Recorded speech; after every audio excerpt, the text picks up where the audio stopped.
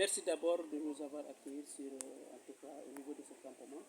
On vous laisse d'abord le soin de vous présenter.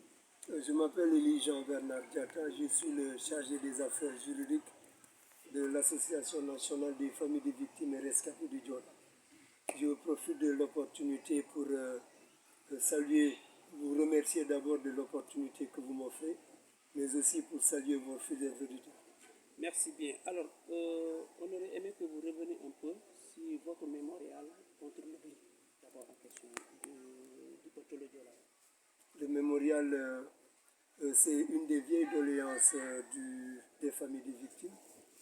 Parce que depuis 20 ans, les familles ont demandé l'érection d'un mémorial digne de son nom, un mémorial musée, qui pourra symboliser le Diola. Et à partir de ça, un travail architectural par le biais de Madame Seynabou Ndiaye a été lancé et Archidesign a été choisi et nous a proposé un mémorial qui a la forme d'une proue de bateau. Actuellement, il est en érection à Ziguinchor en face là où était la stèle des familles des victimes, c'est-à-dire en face du marché Escale. Ce mémorial est important parce qu'il va permettre aux familles de garder un des souvenirs du Diola, c'est-à-dire permettre aux familles de travailler, de faire ce qu'on appelle un travail de mémoire sur le Diola. Mais aussi, il a un autre aspect, c'est un aspect économique parce qu'il va permettre à la région et même au Sénégal de se développer. Il est en érection et nous espérons que d'ici le 26 septembre, il sera fin prêt puisque l'autorité suprême, en l'occurrence le président de la République, a décidé de l'inaugurer au 20e anniversaire. Vous êtes en mission dans la zone de Kafoti et vers Kabadio.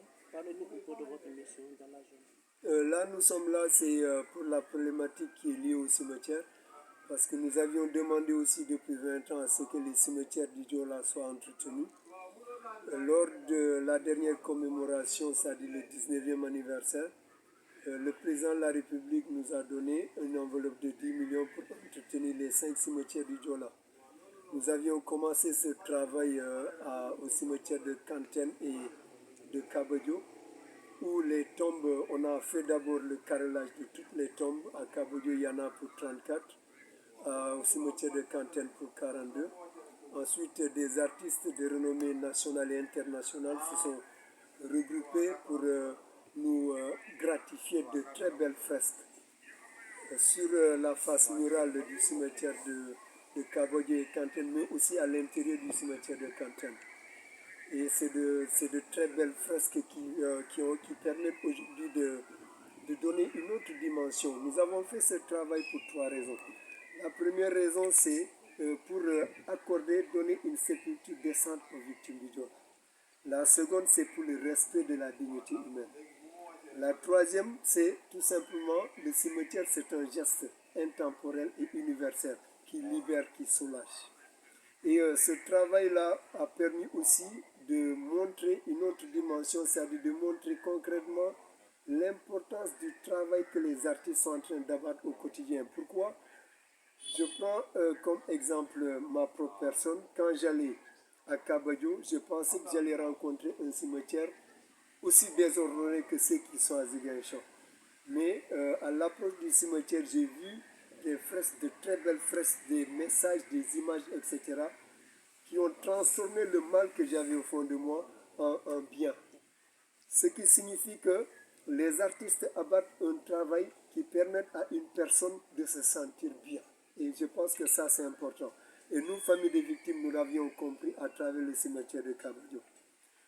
Autre chose aussi, c'est pour attirer l'attention des autorités sur la gestion foncière des cimetières, parce que les cimetières sont très mal gérés. À Ziguinchor, on voit des tombes qui vous font 2 km, des tombes un peu partout construites de gauche à droite, donc il n'y a pas une bonne gestion dans l'enceinte, dans les cimetières. Et là, c'est un message que nous lançons, le troisième message que nous lançons, hormis celui du Diola et celui des artistes, mais aux autorités qui gèrent ces cimetières, de prendre un exemple sur le Diola, parce qu'actuellement, que ce soit le cimetière de Kabadio ou celui de Ziguinchor, il est fréquent fréquenté par personne. Au début, personne n'osait y aller. Les gens viennent pour visiter. Et je suis là aujourd'hui à Kafountine, c'est pour passer à la troisième étape, puisque nous avions déjà fait Kanten et Kabadio. Là, c'est pour passer au cimetière de Bassori, que nous comptons démarrer d'ici demain ou après-demain, refaire la fosse commune qui est là-bas, parce qu'à Bassori, il y a une particularité, c'est une fosse commune qui est là-bas. Et c'est ce travail que nous sommes en train de continuer. Et nous l'avions démarré, comme je le disais tout à l'heure, à Ziguinchor. Alors, c'est inoubliable, en tout cas, presque plus de 20 ans à nos jours, après le naufrage du bateau. Maintenant, les familles, leur engagement par rapport à, tout cas, au réaménagement de ces cimetières, et qu'est-ce que cela aura comme utilité par rapport à ces gens qui avaient perdu leurs parents et qui sont enterrés dans ces deux. Ok, dans le Diola se trouvent environ 2000 personnes et la majorité des familles n'a pas retrouvé sa dépouille. On a seulement repêché 550 corps, ce qui signifie 550 corps sur 2000, la majorité n'a pas quelque part où se retrouver. D'où l'importance encore des cimetières. Je vais y revenir à travers le renflouement, il faudra me le rappeler si entre-temps j'oublie. Ces cimetières, pour les familles, c'est fondamental parce que quand quelqu'un décède, il y a tout un processus à suivre. Et ce processus, les familles ne l'ont pas. C'est d'ailleurs ça qui est en train de fatiguer les familles du point de vue traumatique. Les familles des victimes qui sont décédées après le Diola sont plus nombreuses que les victimes qui sont restées dans le Diola. Ça signifie quoi? Ça signifie que le traumatisme a atteint un certain niveau qui est en train de décimer les familles des victimes. Et ça se manifeste sous diverses formes. Il y a au niveau par exemple des orphelins, il y a d'autres qui ont simplement rejeté l'école.